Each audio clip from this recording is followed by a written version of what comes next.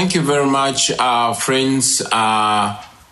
Greetings. I appreciate so much the opportunity. I want to appreciate the European Union Parliament for the resolution on Uganda and for keeping an eye on Uganda. We don't take it for granted. Every time we see development partners keeping an eye on what is happening here in Uganda. We also recognize that the EU is an important partner to Uganda, and we intend to maintain and also improve this partnership and this cooperation. We would also love to see this relationship happening between the people of Uganda and the European Union, not just General Museveni's illegitimate military regime.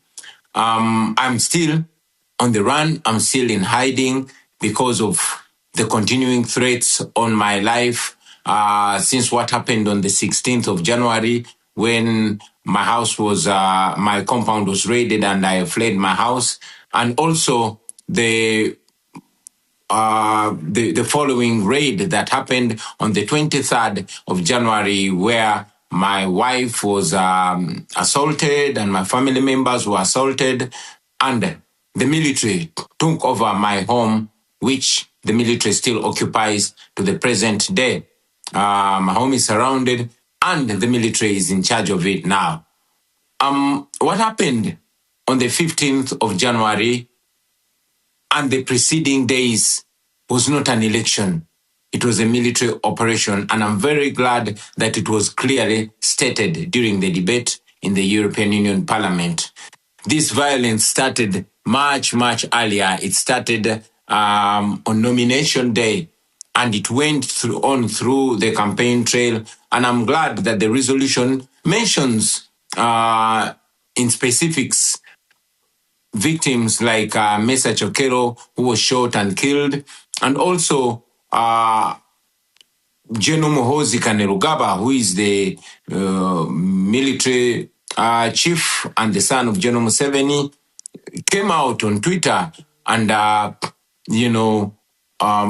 mentioned how he killed 22 of our people, and hoping that I would be the 23rd. I must mention, though, that the numbers that he put are much, much less.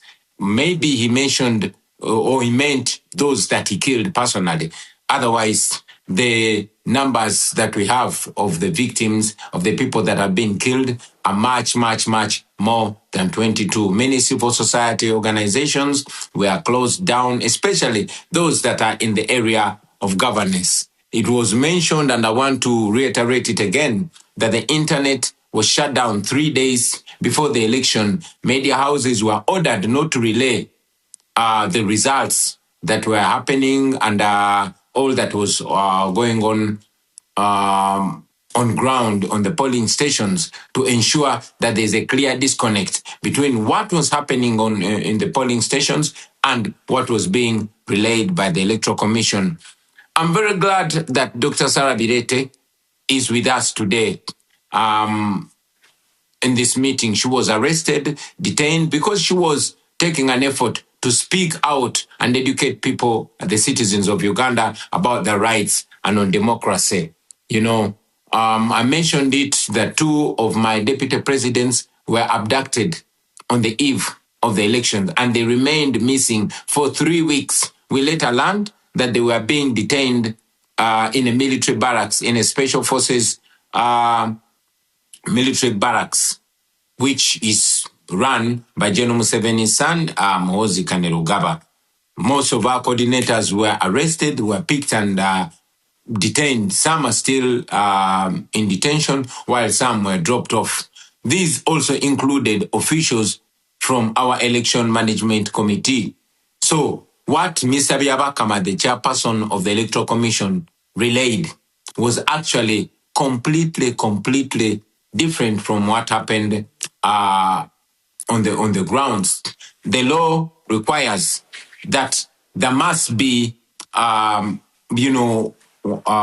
coordination in the tallying of the results. That did not happen. The candidates were not given copies of declaration of result forms, and the Electoral Commission simply declared numbers that it did not justify where they were coming from.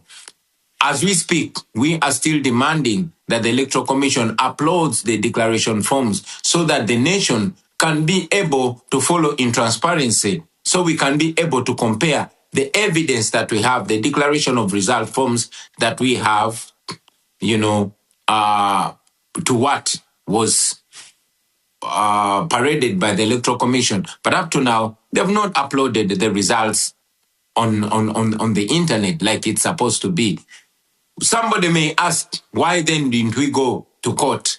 But we've mentioned it again that institutions in Uganda have all been destroyed, and including the judiciary. The manner of appointment of the Chief Justice recently is evidence to that. The Chief Justice was sworn in General Museveni's farm. So that and many other reasons cause us not to have trust in the judiciary in Uganda, and many times the regime, General Museveni or his son, have actually been guiding publicly and sometimes privately, determining how the judiciary does its work. So we found no redress whatsoever in the Ugandan judiciary, and that's why we did not go to court. We have presented some asks, which I want to reiterate here. We've asked for targeted sanctions that target particular individuals and regime officials that have, excelled in gross human rights violations. We believe that will curb their appetite in abusing, human rights, in undermining democracy, and to ensure that there's accountability for their crimes against humanity. Because I know we have other speakers on the platform, I want to appreciate you for the opportunity and to further call for more interest and for more attention to the people of Uganda. We really appreciate the attention, but we still request the international community to keep an eye on Uganda, to keep an eye on what is going on here in our country. I thank you for God and my country. Thank you very much. I can promise we will do that. I make sure as the chair of the delegation EU Africa that we will keep an eye on Uganda and we will follow up the situation very closely.